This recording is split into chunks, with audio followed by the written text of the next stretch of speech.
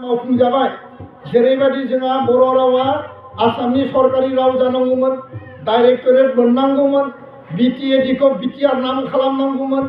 बेबायदि माखासे जिखिनि जौगानायनि खामानि दिनै भारत सरकार आसाम सरकारनि जि आसनिफोर दङ, जेरैबायदि जोंनियाव इनस्टिटिउसन इउनिभार्सिटि कलेज लामा दालां बायदिसिना जि बानायनांगौ, बिनि थाखाय भारत सरकारा जिबादि मावनांगौ बेखौ टाइम मथे मावनांगौ होननानै बुंदों। जों बुंनाया जाबाय खासेवबादि नङा, जों बुंनाया जाबाय सेसाबादि खामानि मावनांगौ। दा बेखायनो मानगोनां रायजो राजा नोंथांमोन सरकारखौ जों बुंदों एकर्डआ 2024नि सिगां इमप्लिमेन्ट जागोन होननानै भारतनि प्रधानमन्त्री आरो गृहमन्त्री अमित शाह आरो मोदिया बुंदों। आसामनि गिबि मन्त्री हिमन्त बिश्व शर्माया बुंदों आरो बे बाथ्राखौ लानानै जों बुंदों जे सिमा बारायनाया कमप्लिट जानांगौ, समस्ति दानाया कमप्लिट जानांगौ। 41टा गामि हाबबाय, गामिया सोबावनांगोन। बर' ओनसोला बांनाय लोगो लोगो जोंनि गुवार ओनसोलखौ लानानै आल्टिमेट जोंनि जि थांखि बड'फानि जि मोनसे थांखि दंमोन, गेरेमसा हारि दानांगौ, मास्टार रेस जानांगौ, बर'आ गावनो खुंनो हानाय आलादा बेबस्था, बे आल्टिमेट बेबस्थाखौ मोननांगौ। आरो होमबानिया जोंनि जि गथ' गथाय आइ आफाया जिखौ सानदों आंनि फिसाया डाक्टार जाथों, आंनि फिसाया इन्जिनियार जाथों, आंनि फिसाया सिभिल सार्भेन्ट जाथों, साधारन केरानि पियन चौकिदारबाबो माबा नङा माबा मोनसे साख्रि मोननांगौ, नङाब्ला मोजां बेफार फालांगि मावनानै जानांगौ, गावनि आथिङाव गाव गसंनानै सुंथानानै थांना थानांगौ। आरो बिनि थाखाय समाज आरो हारि नाङैनो लेखा फरायनांगोन। बर' फरायसा आफादा दिनै नोंथांमोना साननो हानाय एनडिएफबिआ आन्दलन खालामबाय, सारेन्डार खालामबाय, बिएलटिआ आन्दलन खालामबाय, सारेन्डार खालामबाय, भलन्टियार फर्स दंमोन आन्दलन खालामबाय, सारेन्डार खालामबाय। सिलायानो गैलिया बर' हारिखौ सोर गिबावनो? सिलाय थाबासो बर' हारिखौ गियोमोन। नंगौ, सिलाय थानायाव बर' हारिखौ गिदों। सरकारखौ सिगिनो, सरकारखौ जोङो दाबि होनो थाखाय बर' हारिया मोनसे समाव मोनसे मोननै मोनथाम ग्रुपआ सिलायलायाखै नङा लादों, खिन्थु बे सिलायजों बर' मानसियाबो थैनो गोनां जादों। आरो बे सिलायजों भारत सरकार आसाम सरकारखौबो जोङो सिगिनो हादों। खिन्थु सरकार मोनसेया सिलायखौ पार्मानेन्टलि गिया। काश्मीरखौ धंस खालामबाय, पान्जाबनि खालिस्तानखौ धंस खालामबाय गावथारना बुथारनानै। दिनै नोङो गाजा इजराइलाव दावहा जादों, इउक्रेन आरो रासियानि दावहा जादों, जायनियाव बांसिन गुलि बारुद दङ, जायनियाव बांसिन बमा दङ, जाय एर'प्लेनजों बमा गारनानै बुथारनो हायो।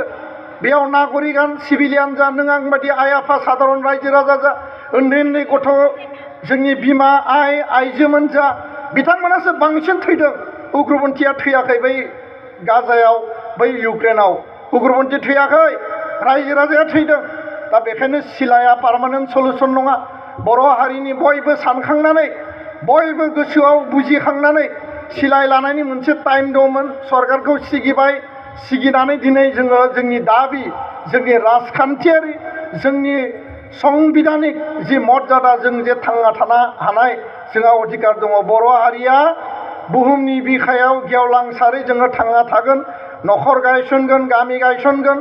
जोंनि रां रुफा हालेवनाय, आबाद मावनायनिफ्राय लानानै साख्रि बाख्रि मावनाय, बेफार फालांगिनिफ्राय लानानै जि जोम दानाय लुनाय, जोंनि जि बागुरुम्बा बारदै सिख्लानिफ्राय लानानै जोङो हालो दैलो रंजा बाजायै थांना थानो लुबैयो। ब्लक अफिस दङ, बिनि गासिबो अफिसार टफिसारफ्रा बहानि फैदों? सोर मावगासिनो दङ? बर' मानसि गैजोबा।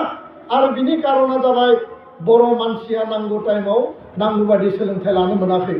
बेखायनो मानगोनां रायजो राजा नोंथांमोन, दारि गोलावफ्रा दिनै आजमल फाउन्डेसननि गेजेरजों आं जेरावबो बुंदों 400 मानसि जायफोरा मिस्ट्रि लेबार मावो, नोंथांमोननि जायगायाव इ रिक्सा सालायफैयो, मैगं फानफैयो, जायफोरा भाङा सुरा कालेक्ट खालामफैयो, बिसोरनि गथ'फोरा धुबुरियाव गुवाहाटियाव आजमल फाउन्डेसनाव थांनानै मेडिकेल MBBSआव माने एडमिसन लानो हानाय एन्ट्रेन्सखौ निटखौ जुदि पास जादोंब्ला जोंनि न'खरफ्रा बिथांमोननिख्रुइ साबसिन, जोंनि थांना थानाय जिउ खुंनाया बिथांमोननि साबसिन।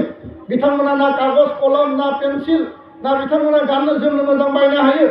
हाजिरा हुजिरा मावनाय, लेबार मावनाय, खामला मावनाय, बिसोरनि गथ'फ्रानो MBBS लागासिनो दङ।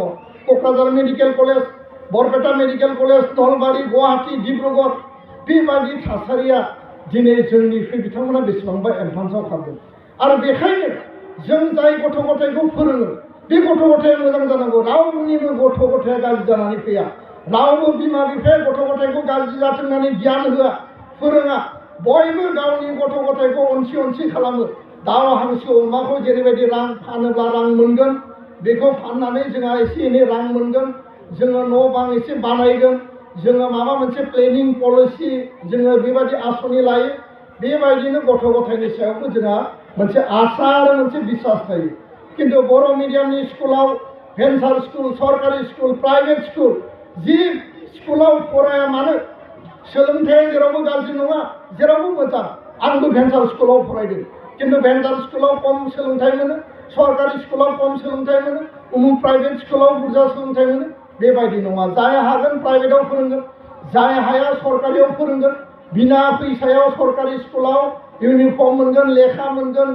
जि मोननांगौ मिड डे मिल मोनजागोन आरो बेनिखायनो आं खावलायो दुलाराय बर' फरायसा आफादा गुन गोनां सोलोंथाइनि मावथांखि लादों जोङो मेट्रिकआव फार्स्ट डिभिजन बांहोनायनि खामानि मावदों आरो बे जोंहा मोनसे लेभेलाव जों साक्सेस जादों बयबो बिमा बिफाया गथ' गथायखौ न'आव 1 घन्टा 2 घन्टा मोजाङै फोरोंहोनांगोन जोथोन लाहोनांगोन मोजां फरायबा मोजां गियान मोनगोन मोजां फरायबा मोजां नम्बर मोनगोन मोजां नम्बर लायोबा मोजां गियान मोनोबा जि इन्टारभिउ पार्टिया मानो बिटिसिआव दाख्लै